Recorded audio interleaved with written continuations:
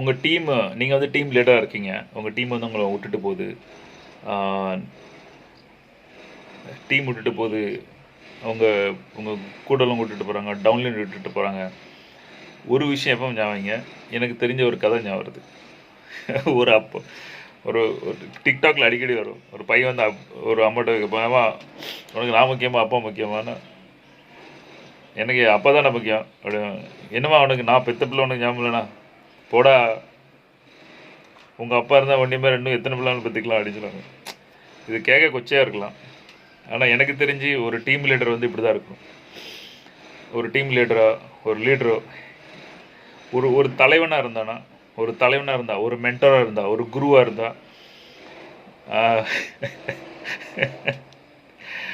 எவ்வளோ பேரும் வருவாங்க போவாங்க, விட்டுட்டு போகிறாங்களா இருக்கட்டும், உங்கள் டீமை விட்டுட்டு போகிறாங்களா இருக்கட்டும், நீங்கள் வந்து ஒவ்வொருத்தரும் உருவாக்குற ஒரு ஆளாக இருக்கணும்.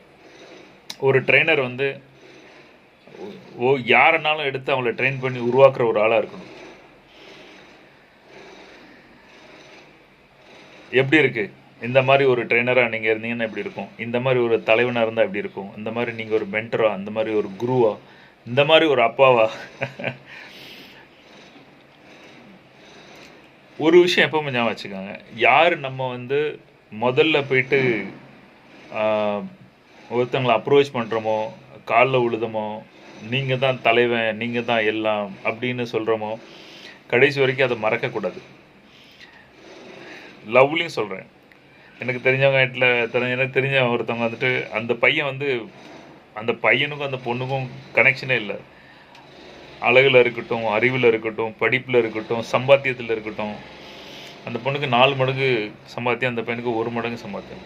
மீன்ஸ் 1 லட்ச ரூபா சம்பாத்தியம்னா 25,000 சம்பாத்தியம். இப்படி எந்த வகையிலையுமே பொருத்தம் இல்லாத ஒருத்தன் வந்துட்டு அவங்க வந்து அந்த பொண்ணை வந்து ஓகே சொல்லிட்டாங்க கல்யாணத்துக்கு. என்ன பண்ணாங்க அப்படின்னா, நேராக போய் காலில் விழுந்துட்டாங்க.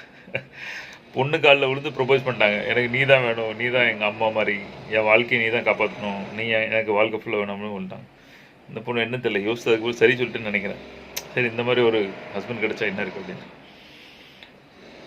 வாழ்க்கை ஃபுல்லாக நம்மளை வச்சு பார்த்து விடாங்க. ஆனால் அந்த ஒருத்தன் என்னைக்காவது இது நடந்துச்சு, அவங்க வந்து அவங்கள ஹர்ட் பண்ணும்போது, நீ ஏன் என்கிட்ட இருக்க, ஏன் என்னை தொல்லை பண்ணிட்டு இருக்கேன், வாழ்க்கை சரி அப்படின்னு சொல்லும்போது அந்த பொண்ணுக்கு எப்படி இருக்கும். பட் அந்த தெரிஞ்சிருக்கணும், இந்த மாதிரி லூசு போல இப்படி பண்ணுவோன்னா காரியம் அவன்தட்டியும் அந்த மாதிரி பண்ணுவோன்னா பிறகு வந்துட்டு இந்த மாதிரிலாம் நடக்கணும்னு அவங்களுக்கு தெரிஞ்சிருக்கணும். இது வந்து ஃபேக்ட்டு. தெரியலன்னா ரொம்ப ஹர்ட் ஆவீங்க. யாரை ப்ரொப்போஸ் பண்ணா அவங்க கடைசி வரைக்கும் அவங்கள வச்சு காப்பாற்றணும். இல்லைன்னா இதுங்க வரும், கையை காலை பிடிக்கும், வேணுங்கிறத சாதிக்கும், அப்புறம் அதுங்க போயிடும். அப்புறம் நம்ம அதுங்க பின்னாடி போகிறதும், அவங்கள வந்து தொங்கிட்டு கிடக்குதும், இந்த மாதிரிலாம் நினைப்பாங்க. அது குரு மென்டர் ரிலேஷனாக இருக்கட்டும், லவ் ரிலேஷனாக இருக்கட்டும், ஒரு வாத்தியார் பையன் ரிலேஷனாக இருக்கட்டும், எங்கேனாலும் சரி. நான் இன்றைக்கும் என்னோடய மென்டார், என் குருஸ், என்னோடய டீச்சர்ஸ், என் ஸ்கூல் படிக்கிற டீச்சர்ஸ் எல்லாம் வந்தால் அவங்கள போய்க்கும்போது அவங்களுக்கு எவ்வளோ கேப்ஸ் இருக்குது, எவ்வளோ விஷயங்கள் அவங்க பண்ண முடியாமல் இருக்காங்க, எவ்வளோ விஷயம் அவங்க தப்பு பண்ணுறாங்க, எவ்வளோ மோசமாக நடந்துக்கிட்டாங்க, என்ன மாதிரி கீழ்த்தனமாக என்ன இருக்குது, எவ்வளோ அவங்களுக்கு அறிவு இல்லை, எவ்வளோ விஷயத்தை அவங்களால பண்ண முடியல, அவங்களோட மைண்ட் பிளாக்ஸ் என்ன இருக்குது, என்னென்ன தப்பு பண்ணுறாங்க எல்லாம் எனக்கு தெரியும். ஆனால் அந்த வாத்தியாருக்குன்னு கொடுக்குற ரெஸ்பெக்ட் இருக்குது தெரியுமா, அது நான் எப்போவுமே கொடுப்பேன். மேபி அவங்களால எனக்கு ரொம்ப தொலைஞ்சு அவங்க தூரம் இருப்பேன், பட் அவங்களுக்கு கொடுக்குற ரெஸ்பெக்ட்டு, அவங்களுக்கு கொடுக்குற மரியாதை எப்போவுமே வச்சுருப்பேன். வாத்தியார்கிட்டே பிடிச்சிட்டு வாத்தியார் என் காலில் உள்ளடா அப்படின்னு சொல்கிற அளவு என்றைக்கும் போகக்கூடாது. அந்த அளவு அறிவு இல்லைன்னா அந்த மாதிரி வாத்தியார்கிட்ட போகவே கூடாது. அந்த மாதிரி நீங்கள் அந்த பொண்ணை கடைசி வரைக்கும் காப்பாற்ற முடியாதுன்னா காலில் உள்ளாதீங்க. காலில் உளுந்து உள்ளே வந்ததுக்கப்புறம் ஏமாற்றிட்டு போகாதீங்க. ஸோ நம்ம கதையை மறந்துடாதீங்க. உனக்கு நான் வேணுமா, அப்பா வேணுமானா, எனக்கு அப்பா தானே வேணும், ஒன்றை மாதிரி யாரையும் உருவாக்க முடியும்னு சொல்லிட்டு. ஸோ ஒரு தலைவனாக, ஒரு லீடராக, ஒரு ட்ரெயினராக, ஒரு குருவாக இருந்தீங்க அப்படின்னா எத்தனை பேரை உருவாக்குற சக்தி. நான் சொல்கிறது குழந்தை பெற்று உருவாக்க சொல்ல, நான் சொல்கிறது நீங்கள் மென்டலாக ஒருத்தரை ட்ரெயின் பண்ணி அந்த பட தளபதியாக உருவாக்கி அந்த ஒரு சிஸ்டர் உருவாக்குற அந்த தைரியமும் தெம்பும் தெனாவட்டும் அந்த இன்டெலிஜென்ட்னஸும் ஒவ்வொருத்தருக்கும் வேணும்.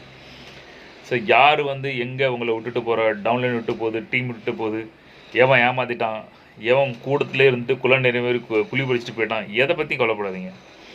போடா என்னதான் கொண்டு போவ, என்னத்தை கொண்டு போவேன், எவ்வளோ கொண்டு போவேன், என்னடா போய் சொல்லுவேன் அப்படின்னு. நான் முதல்ல சொல்லியிருக்கேன், என் டீமில் ஒருத்தன் வந்து விட்டுட்டு போயிட்டான். எங்கள் கிளைண்ட் ஒருத்தன் வந்து என்கிட்ட வந்து கேட்டான், ஏன் அவன் என்ன நீ விட்டுட்டு அவன் வந்து என்ன உன்ட்ட வந்து இப்படி சொன்னான் அப்படின்னு. நான் ட்ரைனிங் தரேன் அவனுக்கு அப்படி இப்படின்னு எதோ சொல்லிட்டான் அவன். அதுதான் சரி அவனுக்கு ட்ரைனிங் எடுத்துக்கா, ஏன் உனக்கு அவனுக்கு சண்டே ஆகிட்டு அப்படின்னா, அது எனக்கு அவனுக்குள்ள சண்டை, நீ அதில் கேட்க அப்படின்னு. அந்த மாதிரி என் டீம் மெம்பரு அவன் என் கூட இருக்கானோ இல்லையா சில, பட் அவனை பற்றி எங்கேயும் நான் வந்து என்னையும் வந்து பஞ்சாயத்து பண்ண வைக்க முடியாது. போடா அது எங்களுக்குள்ள மேட்டர், நீ ஏன்டா அதை பற்றி தலையிடுது அப்படின்னு சொல்ல மாதிரி. அவன் அப்படி ஷாக்காகி போயிட்டான். அவன் என்ன நினச்சான், அவனை பற்றி அவன் என்னெல்லாம் சொன்னான், என்னெல்லாம் செஞ்சான். என் டீமில் கூட இருந்தவன் வந்துட்டு என்னோட நான் லட்சமாக சொல்லிச்சு, நான் பண்ணுற பிஸ்னஸில் நான் லீட் ஜென்ரேட் பண்ணி நான் ட்ரைனிங் நீங்கள் நடத்திட்டு இருக்கல. அவன் வந்து சும்மா என் கூட சுற்றிட்டு இருக்கான் வந்துட்டு என்கிட்ட படிக்க வந்தவன். அவன் நான் ட்ரெயின் பண்ணுறேன், நான் அப்படி பண்ணிக்கிட்டுதேன், இதை நான் செஞ்சு காட்டுதேன் அப்படின்னு சொல்கிற அளவு போயிட்டான். அப்போ எப்படி இருக்கும், அவன் வந்து அந்த அந்த அந்த ஸ்டூடெண்ட் வந்து நம்ம நல்ல ஸ்டூடெண்ட். என்கிட்ட வந்து இப்படி உங்கள் கூட இருக்க டீம் மெம்பர் வந்து அவன்கிட்ட சொல்லாத, நான் உனக்கு எல்லாம் பண்ணித்தரேன் அப்படின்னு சொல்கிறாங்க அப்படின்னா, பண்ணிக்கா பண்ணிக்கான்னு சொன்னேன். அதுக்கப்புறம் அந்த டீம் மெம்பர் அதோட காலி பண்ணிட்டேன் அவனை. அதுக்கப்புறம் இன்றைக்கி ஃப்ரெண்ட்ஸ் தான், நாங்கள் பேசிகிட்டு இருக்கோம், பட் டீமில் கிடையாது. ஸோ அவனுக்கு எனக்குள்ள பிரச்சனை. அவன் என்னெல்லாம் சொன்னான் தெரியுமா, உன்னைய பற்றி அப்படி சொன்னான், என்னை பற்றி இப்படி சொன்னான், நீ அது பண்ணிட்டியா, நீ இது பண்ணிட்டியா, நீ இப்படியேப்பட்டாலாம் அப்படியேப்பட்டாலாம். சரி அதுக்கு என்ன, அவன் என்ன இப்படி சொல்லலாம், உண்மையா இல்லையா அவன்கிட்ட தெரிஞ்சுக்கா, அவன் சொன்னது நம்பிக்கை, அவன் சொன்னது கேட்டுக்க, ஏன்ட்டையும் கேட்க. நீ சொல்லலையா, நான் அவனை பற்றி எதுவுமே சொல்ல மாட்டேன். அது எனக்கும் அவனுக்கும் நடந்த ஒரு விஷயம். பில் அடிக்க பாருங்க. ஸோ எப்பவும் வந்து உருவாக்குற ஆளாக இருங்க. எவன் வந்தாலும் சரி, எவன் போனாலும் சரி, கம்பெனி போச்சு, வேலை போச்சு, பொண்டாட்டி பிள்ளைகள் போச்சு, எல்லாம் போனால் நாசமாக போகுது, போங்க, ஒன்றும் பிரச்சனை. அடுத்தல எல்லாத்தையும் உருவாக்கலாம், சூப்பராக உருவாக்கலாம். நான் வாழ்க்கையில் நிறைய உருவாக்கியிருக்கேன், நிறைய இழந்திருக்கேன், நிறைய உருவாக்கியிருக்கேன். பட் இழந்து நினச்சி இன்றைக்கி இங்கே வருத்தப்பட்டதே இல்லை. அதை விட பல மடங்கு உருவாக்கியிருக்கேன் இல்லையா. நான் சொன்னல ஒருத்தன் என் ப்ராடக்ட் பண்ணி கிராஜுவேட்டு எல்லாம் சேர்த்து 44,000, 9 வருஷம் வேலை பார்த்ததுக்கு 44,000 ப்ராடக்ட் பண்ணி கிராஜுவேட் கொடுத்தாங்க. அதை வாங்கிட்டு ஊரில் போய்ட்டு பிஸ்னஸ் பண்ணலான்னு போய் ஒரு பிஸ்னஸ் பண்ணேன். அதுக்கப்புறம் உள்ள பைசா 80,000 போட்டேன், வட்டிக்கு பணம்லாம் கொடுத்தேன். அது அது அந்த தொழில் வேறு தொழில் பண்ணி கடைசியில் அவ்வளோத்தையும் மொங்கப்பட்டு போயிட்டான். ஊரில் அவ்வளோ வரும் எல்லாரும் என்கிட்ட வாங்கிட்டு போகும்போது எனக்கு அப்புறம் தெரிஞ்சு இவன் வந்து நம்ம மொங்கப்பட்டு வாங்கிட்டு போயிருக்கான், பிஸ்னஸ்க்கு வாங்கிட்டு போகல அப்படின்னு தெரிஞ்சு.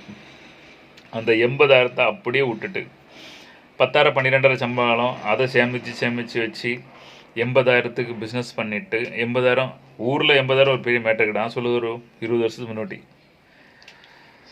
80,000 கொஞ்சம் அமௌண்ட் தான் இல்லை. அப்போ வந்து தூக்கி போட்டுட்டு நான் வந்துட்டேன். அப்போ நான் முடிவு பண்ணேன், எனக்கு எப்பப்பெல்லாம் பணம் லாஸ் ஆகுதோ அப்பப்பெல்லாம் நான் என்ன முடிவு பண்ண தெரியுமா, இவ்வளோ பணம் நான் மாதம் சம்பாதிக்கணும்னு நினைப்பேன். என் வீடியோ நிறைய பார்த்தீங்கன்னா எனக்கு தெரிஞ்சிருக்கும். உடனே நான் சம்பாதிக்கணும்னு நினைப்பேன். எனக்கு ஒரு 44,000 எப்போ உடல் லாஸ் ஆச்சு. அப்போ நினச்சிங்க சம்பளம் 44,000 ஆகணும். இல்லை ப்ராடக்ட் பண்ணி கைடி கிடச்ச உடனே நினச்சேன் 10 வருஷம் வேலை பார்த்து 44,000 தான் கொடுத்துருக்கானு. அந்த கம்பெனியில் வேலை பார்த்தவங்க ஒரு நாள் முடி பார்த்தேன். இப்போ எவ்வளோ பென்ஷன் கிடைக்கும், 1,680 ரூபா கிடைக்கும். அவர் மாதம் 2 லட்சம் 3 லட்சம் பிஸ்னஸ் சம்பாதிச்சிட்டு இருக்காரு. ஆனால் ஒரு 25 வருஷம் வேலை பார்த்து ரிட்டர்மெண்ட் ஆகி பென்ஷன் 1,280 ரூபா. வேலை பார்க்குற ஒவ்வொருத்தனுக்கும் இது ஒரு செருப்படி.